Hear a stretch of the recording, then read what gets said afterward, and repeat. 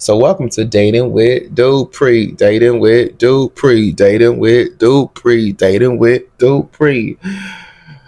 Ugh, I should call this shit Delusion with Dupree.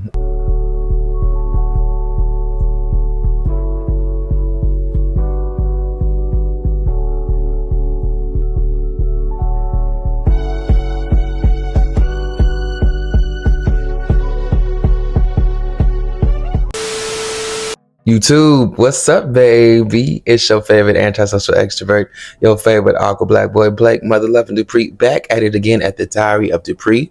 Welcome back to my channel. I see a lot has changed since we last saw each other, and I'm not mad at it, baby. We are up 400 subscribers. Like, I wasn't even at 1K. Now I'm at 1.5K, and I'm so grateful and blessed for all of the new faces. I'm grateful and blessed for all of the OGs. I'm grateful and blessed for all of the feedback and support and just overall engagement that I've had with this channel. I don't know if y'all know, I've had this channel for over a year. I want to say 2 years of posting consistently. It's consistently maybe subjective, but I have been putting in work in this channel for years. It feels good to finally reach this milestone. What a great start to 2025 and a year full of so much freaking chaos and trauma and negative energy. It's good to receive some personal positive energy. So I thank you. And I have so many questions to answer. I have so many comments to respond to on my last video. Please be patient with me, y'all. I've never had this much interaction on YouTube, and it's hard for me to catch comments, almost harder for me to catch comments on here than it is TikTok. So don't take it personal if I don't respond quite immediately. I promise you, if I haven't, it's because I've missed it, and I'm working on that. Like, I have a lot going on. I'm in a musical right now, which is crazy. I'm also still hosting, I'm also still pushing music, and I'm also still auditioning, and I also just have a lot of personal things going on within my family and friends' life. So there really isn't a moment of downtime for me. So don't take it personal. Don't take it personal. And one of the many comments that I'm noticing on the last video that I made about, abandoning Grindr and Jack, if you're looking for love, let me make that clear.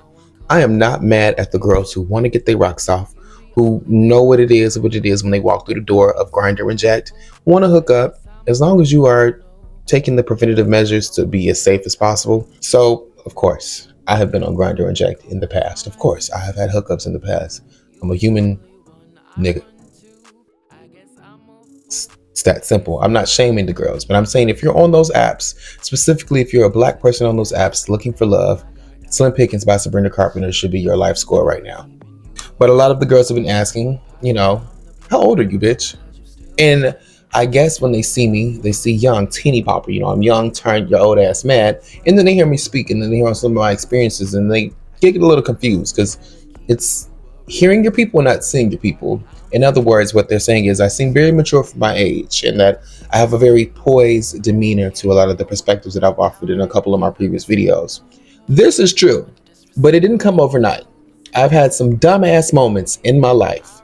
This is one of those dumbass moments here at the Diary of Dupree, and this is a new series within my channel because I have so many of these stories where dating with Dupree just goes down. So welcome to Dating with Dupree. Dating with Dupree. Dating with Dupree. Dating with Dupree. Ugh, I should call this shit Delusion with Dupree. But, we're gonna get right into it. This is the first episode of Dating/Delusion with Dupree. And those guys from high school who always had a crush on you, but were either too scared to come out, not enough of a man for you even as a kid, or just never said anything to you? This is all of those stories wrapped in one. This is going to be harder than I thought, because revisiting some of this trauma is the reason why I'm starting therapy this year. But we're going to get right into it. Y'all know those guys back in high school who were like cute, but had no sort of drip, no sort of swag, no sort of demeanor that was attractive to you. Everybody in high school, I don't care if you're a man, woman, boy, girl, you had a rebellious phase. And so you liked the men or women or non-binary people who don't. Men and women and non-binary people of all gender appropriations and the pronouns. Everyone is included. I subscribe to either gender, who your parents would not really care for if you brought them home. That bitch, that was me right there. I loved a bad boy back in the day. I loved a hood nigga. What a hood nigga, man?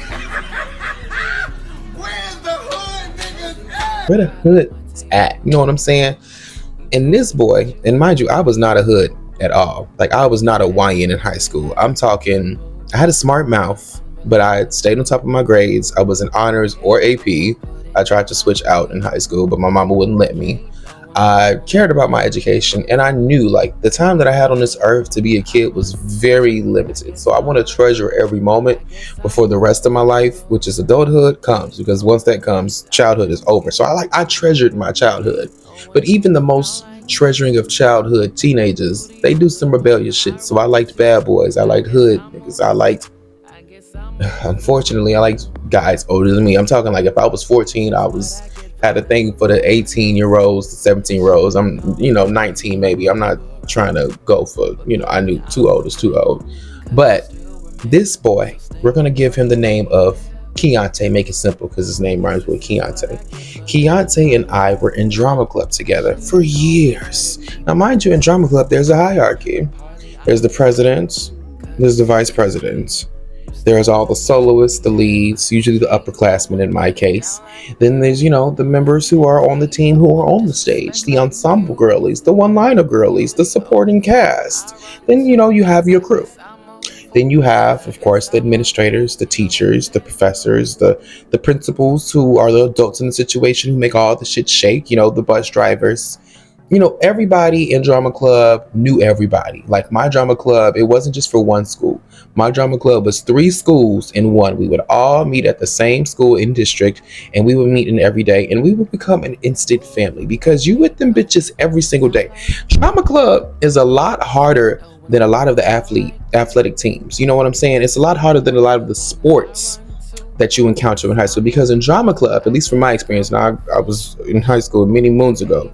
In drama club, you have rehearsal from the first day of school damn near to the second to last week of school. For me, I had rehearsal, I had rehearsal every day. And I even had summertime rehearsals. It's off season for almost every single club within the school, except for drama club, because we had a fall production and a spring production. So we were rehearsing every single day. It was like a family within a family. It was like a community within a community. It was like a school within a school.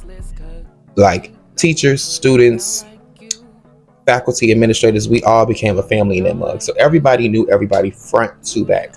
I'm talking if you could sing, if you could not sing, we was all in that bitch together, making some shit shake. So it was the year that we were doing, I want to say, The Wiz. Yeah, I definitely think it was The Wiz. Keontae joined drama club. He's a senior. I'm at the time a junior. So checkmate. He is older than me. He has these beautiful hazel eyes. Cute, I'm not really a foreign type looking man. Like, I like my man to look a little rough, me personally, but he's pretty. He's about the same skin tone as me. He has a very nice smile.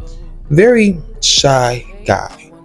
But I could always feel his eyes watching me, especially when I was a performer, baby. Like, because in drama club, on that hierarchy I mentioned earlier, I was the school president for my senior year, but before that, I was one of the first freshmen to get a solo. Confetti. But I always had like a decent part, like a supporting, if not lead role, or a couple solos within every production. So this year we were doing The Wiz. I was The Wiz in The Wiz. And so, of course, I really didn't come on stage until about the second half of the show. So before, I would go on stage and do my thing, and before my rehearsal was scheduled, me and Keontae, we would just, talk from time to time. Now, he had a friend, we're going to name her Nicole. Fuck it. Nicole was a cool girl. Nicole was that girl. But Nicole and Keontae were inseparable. They both worked crew. She was a stage manager. He was like the assistant stage manager. So like I was always around Keontae and Nicole, but we never really gave Keontae much attention because I really didn't have a thing for shy guys at the time. I liked things for the hood niggas, the athletic niggas, what you would call a YN today is what I liked back in 2017, right? So Keontae was cool, but I honestly thought if he was a part of the community, he was a bottom. But more importantly, I thought that he liked Nicole because they were inseparable. I'm talking, we would come into practice and they would have Wendy's together. Or we would leave practice, they would be leaving home together. Once Nicole got her first car, Keontae was in that motherfucking passenger side riding it like he owned the motherfucker. So I'm assuming based off their chemistry and me, really liking Nicole, Keontae is uncharted waters who should remain uncharted. But I would notice like he would always have his eyes on me. Maybe he wanted to fight me. Maybe it was black on black admiration. Maybe I was just really that much of a dope performer at the age of 17. I'll insert a clip here. You be the judge. And maybe he just liked what he saw as a performer, as a person. I understand some people have natural auras where people around them aren't sexually attracted to them. But those people who just walk in a room and everybody's like, just who is that? Who are you? What do you do? Like, they're attracted to you on a metaphysical level, on a spiritual level. So I thought he was just one of those guys. Like, he wasn't an intimidating guy. He was a shy guy. I never really thought outside of him eyeing me a lot when I performed that he saw a thing for me. Like, I thought he was Nicole's boy. No shade. He was very mellow, very chill, very shy. She was a very mellow, very chill, very shy girl, and they just seemed to click like that, and they were ace boon coons. And I just never thought of him as seeing it for me as far as attraction. Flash forward, I've graduated high school. I am I want to say senior in college, and I still have Snapchat. It's so crazy.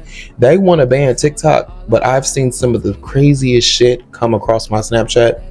So many unsolicited dicks, so many unsolicited titties, just so many unsolicited images I've never asked for a date in my life and will never really care for.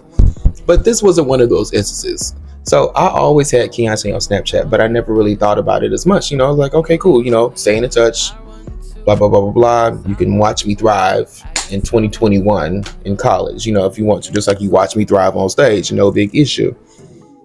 One day, out of the blue, Keontae slides up on one of my pictures and says, "Hey, how you doing? How you been?" I'm like, "Oh, okay. Hey, it's Keontae, a little shy, little hazel eye ass nigga." I say, "Hey, Keontae, I'm good. Thanks for reaching out. So nice to hear from you. How have you been?" So we get to chatting. He goes to school in EIU, Eastern Illinois University. I go to school at Chicago State University. So he's literally about 4 hours south of me. It's a straight shot back home to Chicago. But he was telling me how, he's made a life for himself in school. He's got a job. He's struggling a little bit right now, balancing school and college, and more importantly, paying for school and college. But he is really excited to hear from me. And you know what? If I'm being honest, at the time, I was coming out of a relationship. I hadn't really talked to many guys. And the guys that I had talked to really wasn't trying to pursue anything serious. And so I was just like in need of somebody to talk to, not even looking for love. Just I'm like, okay, like I've been a little bit lonely. Why not, continue conversation with a guy who's just trying to catch up? So as we're talking, he eventually starts dropping hints that he would like to see me, that he would like to go on a date, that he would like to link up. And I'm like, oh, I didn't know that you was into guys. And I definitely didn't think that you were into me, but I'm not mad at it. Back in the day, you would have never ever gotten a chance, unfortunately. But I've matured. I've lived life. I've gained some experiences. I'm 21. 21 should come with some development from 17. You should have shifted your type from 17 to 21. And so I'm like, okay, he has a decent head on his shoulders. Cool. He's in school. I'm in school. Cool. He's got a car. I got a car. Cool. He got a job. I got a few. Cool. He graduates at the end of the semester. I graduate a little bit after him. Cool. He knows how to hold a conversation. Awesome. He's definitely applying pressure that he likes me. Okay. Why not? He's not hard to look at. He wasn't my type at the time, but like I said, desperation can lead you to try new things, unfortunately, in gay world. Like, thinking with your dick is one thing, but thinking from desperation is another thing. I said this in my previous video, so remember that. Thinking with your dick and thinking from desperation often leads you in the same type of situation. So please be careful. Get your nut off. Know your worth. And then make a decision. This is one of those decisions where I was definitely thinking out of desperation and thinking from a lonely standpoint.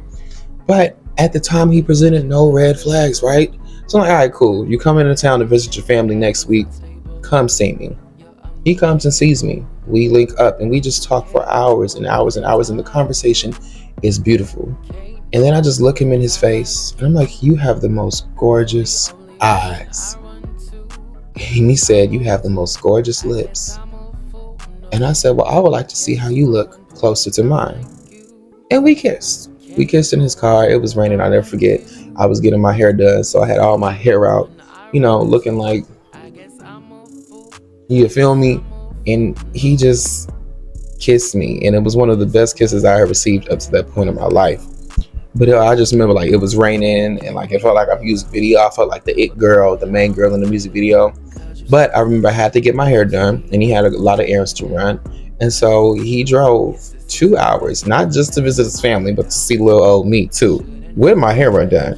And you know, if a nigga see you with your hair undone, I don't care if you're male or female and you got long hair, that's a confident bitch. For me to be like, oh yeah, I'm finna see you and I got my hair half undone, you know I was coming with the shits. You know I didn't care. I like this boy down. I was like, you gonna see me at my worst. So when you can appreciate my best, you appreciating my best for real. But I just remember we linked up and the kiss just felt so magical. It was like one of the movie kisses. Like I felt like Hilary Duff in the Hilary Duff movie. Like I felt like he was my Paolo until Paolo was discovered to not be shit. Side note, Hilary Duff was supposed to be an incoming freshman in high school. What middle schoolers take a trip to Europe? Like, mind you, my middle school trip was a trip to St. Louis, and I'm from Chicago. But like, what parents would trust their middle schoolers to go all the way overseas with one fucking chaperone, right? That's so weird. And then if you think about it, Paolo was grown as fuck. Like, no matter how many ways you could flip the story, for him to have such a successful music career, either that nigga was coming out of high school age or he was in his 20s. Why were you messing with some girls who hadn't even started high school? Like, anyways, I'm going on a ramble. But, you know, we're still talking, we're still conversing. I noticed that replies are becoming slightly longer on his end. But you know what? He did mention he had a lot going on. You know, he was struggling to handle his last semester, find a job post-college. Like, this is stress that I had not met yet. And, you know, a year later, I understood where he was coming from when he found that stress. But I'm not thinking too much of it. You know, I give a man grace. I may be a bitch to y'all, but in reality, if you get the chance to talk to me, I will give you so much grace. It's not even funny. Almost too much grace, especially back then. I'm noticing the replies are becoming a little bit longer, but it's no big deal because he has been a man of his word. Every time he comes to town, we're linking up, we're hanging out. Like one day we went to Panda Express. He drove 2 hours just to come have lunch with me and go back home. And I appreciated that. Like I would never fault him for that. On the third link up, you know, at the time I had just started my celibate journey and we get a little bit freaky. You know what? He comes, sits back down in my area and I'm looking him in his eyes and he looking me in my lips.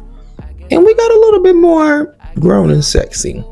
And he pulls out some lambskin condoms. And I'm just like, whoa! Whoa there, buddy. You know, let's relax for a moment, you know. I wasn't ready to give him my goodies like that, you know what I'm saying? But I was ready to be a little bit more intimate with him, you know, not necessarily oral, not necessarily bottom or top, and I would say more so a very intimate side session. If you know what the sides are, our progressive girlies out here. At the time, I just kept it with just sides. Something told me in my head, don't give him your goodies. I don't know if it's the me today, future me talking to past me. I don't know if it was an ancestor. I don't know if it was a sex ghost in the room. But whatever it was told me, don't let him hit. No, don't do it. And when I told him no, he was like, oh, okay. It's like his hazel eyes turned like to a shade of jade. And he was like, we gonna finish what we doing. But I could tell he was disappointed in the fact that I was like, no, like we didn't talk about this. We didn't discuss this. We just ate earlier. So I was like, what makes you think like I was ready for this? It's only our fourth or third link up. You know what I'm saying? I'm thinking this is going to be something serious eventually. And when it's something serious, you know, you want to take your time. You want to wait a while. Now, if it's just a hookup, my girls who are girls know. Y'all know what it is. When you're dating a guy that you really like, you make him wait for the poom poom. You make him work for the poom poom a little bit more than compared to the nigga you met at the club, and you just want a quickie. He wasn't a quickie boy in my head. Like, this is a guy I could honestly see myself at 21 years old being with on some sort of serious level as you can be at 21. And I wanted him to wait for the poom poom a little bit more. But I noticed that after that, things just kind of fell apart. I'm double texting. I'm calling, no answering. I'm not hearing from him for days. And I'm still giving the benefit of the doubt, like a weak ass bitch. I should have just cut him off from there. I should have known. His main goal was the poom poom. From the minute I saw his eyes go from a hazel green to a jaded green, like I swear it was a shift in it, boy. Like, you know, You know when there's a shift in your man. You just know. Like you can tell in his aura, in his spirit, in his eyes. And I forgot to tell y'all, when I told him that I wasn't ready for that full on experience, he was on top of me. So like I felt his energy shift on top of me while looking in my eyes. And I will never forget that feeling of intuition. Like, good thing you didn't let him hit. Because as soon as I didn't let him in, as soon as we finished doing what we were doing that day, everything as far as communication just changed. Eventually, y'all, it will go from one text every 2 days, one text every couple of weeks, maybe a watch story here and there, to me just being ghosted. I was like, oh, okay. So I done gave this lame ass nigga a chance that I didn't even give in high school. Didn't even know you were gay. Didn't even know that you liked me. And clearly, like, don't get it twisted. Like, yeah, he had his own car, he had his own job, he was in school, but when it came to where we were at in life, I was excelling a little bit more than him, even though I was younger than him. And I'm probably still am. I don't talk to this boy. It was like I gave this high school lame a chance, and you ghost me after I didn't let you hit my poom poom. It was the weirdest thing. Like, eventually, okay, I'm like, or whatever. You know, a nigga gonna be a nigga no matter what level of cloud he's on, no matter how bad he dresses, no matter how good he dresses. A man is a man. A man gonna man. You know what I'm saying? You don't let him hit, he'll ghost you. You let him hit, he'll still ghost you. It's like you never know with men. You know what I'm saying? So eventually I charged this to the game. I let it go. I'm about to graduate next year. And, you know, I'm still in college. I'm young as her. It was COVID. Y'all old asses was mad. It wasn't until I want to say December of 2021, mind you, this whole endeavor happened in October. This whole little fall love story happened in the fall. Bitch, we ain't coming to the winter. I'm on to the next. You know what I'm saying? I get a random call from him at a Walmart while I was grocery shopping. He calls me out of the blue. He's like, "Hey, how are you?" I'm like, "Hey, I'm good. You know, how about you?" Like, long time no hear, no explanation, no update, and the conversation is a quick reminder as to why I have such strong trust issues in men.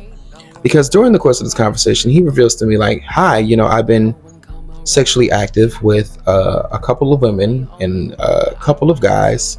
And I just wanted to let you know that I have tested positive for chlamydia."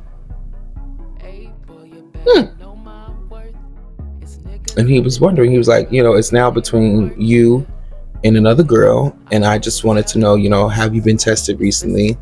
Have you experienced any symptoms? You know, I'm just trying to be a responsible person." And I said, "You know, if you remember correctly, we didn't have sex, so you couldn't have gotten it from me, but I appreciate you hitting me up and telling me." And he was like, "No problem." And he was like, "How have you," he said, "How have you been?" Doop. Go be with that infected pussy, and you go live your life at Eastern Illinois University. Have a ball with yourself. I never need to hear from you again. I should have blocked him, but I wanted him to watch my success. Watch me rise to the top of my communications department at school. But y'all, I should have knew from the moment that his aura switched, from the moment that his aura shifted, from the moment I felt him on top of me, wanting to go in and not letting him in, that it wasn't gonna work out. I shouldn't even did what I did with the boy. I shouldn't even been so thirsty, double texting and calling and getting rejected FaceTime calls for weeks, hitting that nigga up, asking like, what did I do? Like, we had such a good vibe. What was the problem? I should have listened to my intuition. Like, if you're not gonna let a man hit, and he feels some type of way about that, he is not the man for you. And that's okay. Move on. If he starts shifting his energy, it's for a reason. A man will like you, and you will know it. You know when a man will like you because he will let it be known. This man clearly lost interest from the moment I didn't let him in. And he was so sexually active with other people, he forgot that I didn't let him have sex.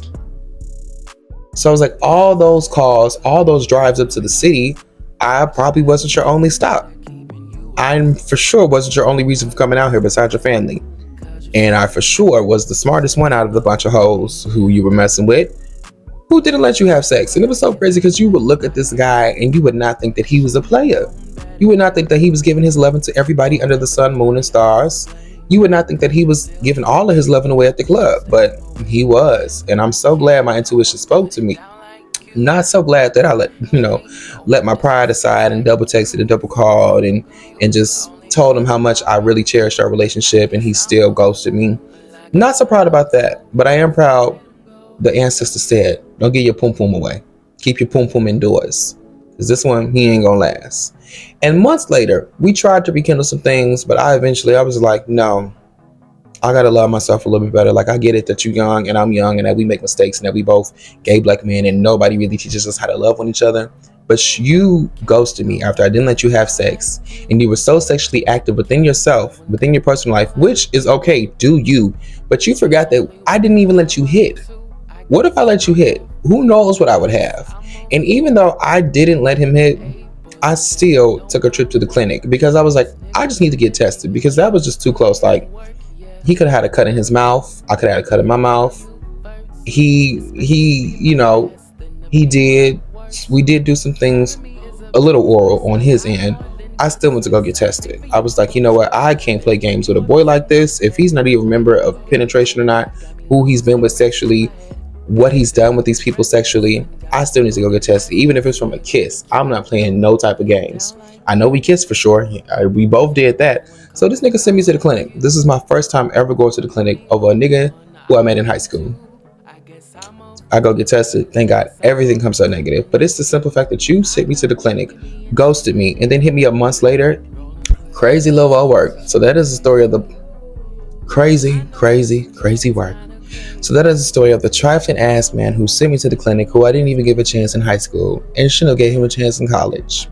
But I hope the story helps you find a better understanding of who I am as a person, some of the mistakes I've made, and be sure to look out for so much more content out of the Diary of Dupree. I'm so grateful for all the new supporters that I've gained, all of the love that I gained, some of the hate that I've gained. I'm just grateful, man. Thank you for rocking with me. Make sure you look in the mirror and be like, yeah, I am that. Because you've been that. Whatever it is that you want to be, you already it, baby. Till next time. Peace and blessings, y'all. That's what it's like to be black and brown in this country. My God.